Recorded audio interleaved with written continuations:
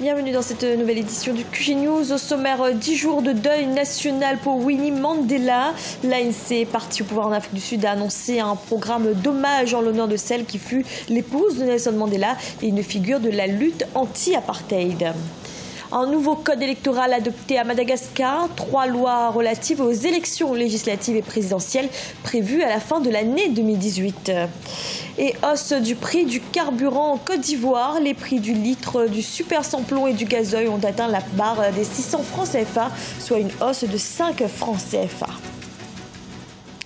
Mais tout d'abord, l'opposant congolais Moïse Katumbi, candidat déclaré à la présidentielle en République démocratique du Congo, doit être jugé les 26 et 27 juin dans une affaire de recrutement de mercenaires. Actuellement en exil, il est accusé par le gouvernement congolais d'avoir recruté des mercenaires, dont un américain, pour tenter de déstabiliser les institutions. Une accusation rejetée par l'homme d'affaires qui a lancé son parti politique Ensemble pour le changement.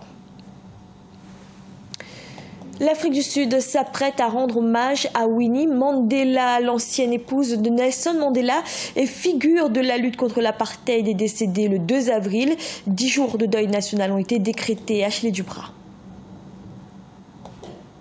À la dimension de la femme qu'elle a été, 10 jours de deuil national ont été décrétés 3 jours après le décès de Winnie Madikizela Mandela. Le 2 avril 2018, l'Afrique du Sud perdait une militante émérite dans la lutte contre la ségrégation raciale. To the 14th of April. Comme vous le savez, le deuil national aura lieu du 3 au 14 avril. Suite à cette déclaration, avec application immédiate, tous les drapeaux du pays ainsi que dans nos représentations diplomatiques dans le monde seront mis en berne, et ce jusqu'au soir du 14 avril. This will be observed until the evening of the 14th. La nouvelle a créé une onde de choc dans la société sud-africaine. Anciens militants, membres de l'ANC dont elle faisait partie avec son mari, tous se sont relayés pour rendre leurs derniers hommages à celle qu'ils appelaient affectueusement Mama Winnie, et ce, même dans l'opposition. À l'EFF, nous pensons que Mama vit encore parmi nous. Et c'est une bonne chose parce qu'elle a vraiment réalisé ce pourquoi elle se battait. Elle était comme une mère pour moi. Je ne pouvais rien lui refuser et j'ai toujours été très clair à ce propos en public. Et c'est à Johannesburg, à plus de 900 km du Cap Oriental, sa région natale, que Winnie Mandela sera enterrée le 14 avril. De cette dernière, on retiendra notamment son rôle dans le premier gouvernement post-apartheid. En 1994, la travailleuse sociale entre au gouvernement en tant que ministre des Arts, de la Culture, de la Science et des Technologies. Madagascar dispose désormais d'un nouveau code électoral. Les 3 lois relatives aux prochaines élections législatives et présidentielles ont été adoptées ce mardi par l'Assemblée nationale. Un vote sous tension avec le boycott de l'opposition. Aïssatou Diamangabe Selande. Ambiance tendue, très tendue à Madagascar entre l'opposition et la majorité. L'Assemblée nationale a voté ce mardi 3 avril 2018 3 lois relatives aux élections législatives et présidentielles prévues initialement entre le 25 novembre et le 25 décembre 2018 sur l'île. Le texte de loi a été adopté sans amendement par 79 députés du parti au pouvoir, alors que 72 députés de l'opposition ont boycotté le vote. L'adoption de ces lois est très importante. Ce n'est pas seulement une victoire pour les partisans de ces lois, mais une victoire de la démocratie, une victoire pour avancer vers les élections aussi. Les membres de l'opposition se sont ouvertement opposés à ce projet en quittant l'hémicycle lors du vote. Ils dénoncent surtout le durcissement des procédures de révision des listes électorales, jugées beaucoup trop lourd pour ceux qui n'ont pas été inscrits. À la veille des élections présidentielles, essayer d'apporter des modifications du code électoral me paraît être une entreprise très dangereuse dans la mesure où ça va plonger le pays dans des crises politiques cycliques, comme c'est le cas depuis quelques années à Madagascar. Donc vous savez, en fait, dans un jeu électoral, il y a en général 2 ou 3 protagonistes. Il y a une opposition qui s'oppose, un pouvoir qui exerce exerce le pouvoir et il y a éventuellement une société civile qui joue le rôle d'arbitre avec les médias. Mais dans ce cas, c'est vrai que l'État malgache a soumis l'opposition à des conditions, on va dire, très drastiques dans le cadre de sa réforme électorale. Et ces modifications-là ont pour objectif de décourager l'opposition, d'annihiler toute leur velléité de contestation et surtout de leur mettre dans l'idée que ces élections sont faites pour que le président les gagne dès le premier tour. Mais là, moi, je pense que l'opposition malgache est tout à fait dans son rôle de demander au moins d'avoir des règles de jeu équitables entre différents acteurs pour qu'on puisse aller à une élection présidentielle apaisée et que le meilleur gagne. En réalité, ces textes de loi du Code électoral modifient notamment les règles de révision des listes électorales, de publication des résultats ou de candidature à la présidentielle. En Algérie, un nouveau règlement encadrant la gestion des produits financiers alternatifs sera bientôt promulgué.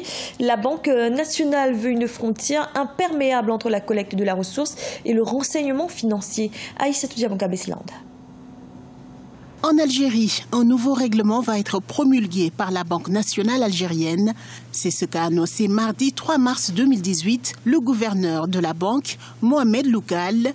Objectif pour les banques, pouvoir lancer des produits bancaires alternatifs aux produits financiers classiques pour faciliter une perméabilité totale entre les deux entités sans changer la loi qui régit déjà le secteur.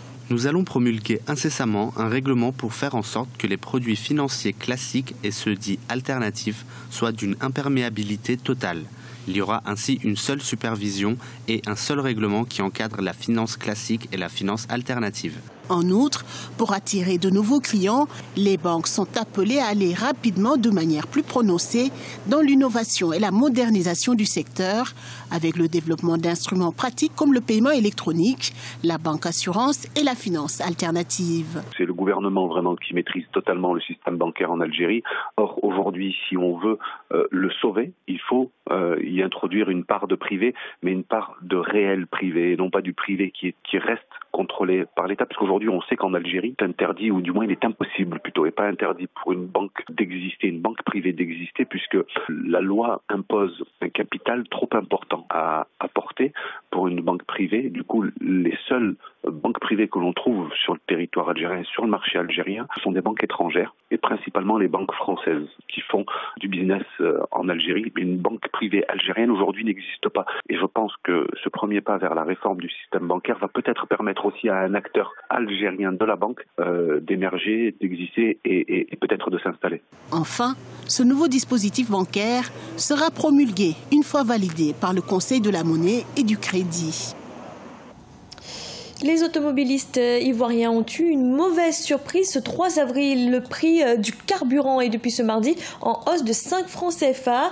Les prix du litre du super sans-plomb et du gazoil sont ainsi passés à 600 francs CFA. Reportage de notre correspondant Olivier Conin. 600 francs CFA le litre, c'est le nouveau prix du carburant en Côte d'Ivoire. L'essence au super et le gasoil ont connu une augmentation de 5 francs CFA le 3 avril 2018. Surpris par cette augmentation, la plupart des stations-service n'ont pas eu le temps de changer les prix affichés sur les panneaux. Par contre, le nouveau prix affiché à la pompe provoque le courroux des automobilistes, également surpris par cette hausse des prix. Vraiment, ils disent qu'ils vont gréver. Ils sont très fâchés qu'ils vont gréver. Et si ça, c'est trop. Et le gouvernement, mais on leur demande, on dit que ce n'est pas nous, on a augmenté, ça dépend. Quand ça quitte, on ne le fait qu'obéir. On ne fait qu'obéir. Mais ils disent qu'ils vont gréver. Si l'État ne diminue pas, ils vont gréver. Donc ils ne sont même pas du tout contents. Les automobilistes, dans leur majorité, désapprouvent cette nouvelle hausse des prix du carburant en Côte d'Ivoire. Pour eux, cela va contribuer davantage à la cherté du coût de la vie. Nous sommes dans un contexte un peu difficile franchement. Vraiment, à une augmentation de carburant, je crois que ce n'est pas la bienvenue. Je déplore parce que c'est dur. Ça va, puisque ma voiture ne consomme pas assez, donc ça va. Hein. Comment c'est pas fameux? Au moins, ça devait nous avertir d'abord avant de faire tous ce genre de choses. Mais on se rend compte que le carburant est venu à 600. Mais nous, les motards, on fait comment maintenant? Hein? Déjà, même on fait le plein, même, ça ne peut pas arriver que ils vont bien encore augmenter. On n'a pas l'argent. Essayez de revoir. Hein? Vraiment, c'est décevant. Hein? Un des effets mécaniques de cette nouvelle hausse des prix du carburant, c'est l'augmentation probable du prix des transports en commun. Les chauffeurs des taxis communaux appelés Waro menacent déjà d'augmenter le tarif. C'est pas normal. Nous-mêmes, on veut augmenter le prix du transport. On veut augmenter le prix des transports. On veut que le gouvernement essaie de voir sur le prix du carburant. S'il peut baisser un peu le prix du carburant, ça nous arrange même pas même. Les prix à la pompe des carburants sont orientés à la hausse depuis 2 ans. Le gouvernement a mis en place un mécanisme automatique de fixation des prix en fonction du coût du baril du pétrole au niveau international. Le coût du brut tourne autour de 63,57 $ le baril à la bourse de New York et 68,20 $ à la bourse de Londres. À noter que les prix du gaz butane utilisé par les ménages sont restés inchangés. La bouteille de 6 kg coûte 2000 francs CFA et celle de 12,5 kg est toujours vendue à 5200 francs. Ce journal a été réalisé par l'ensemble de la rédaction. Merci de l'avoir suivi. Retrouvez dans un instant une nouvelle édition de l'information.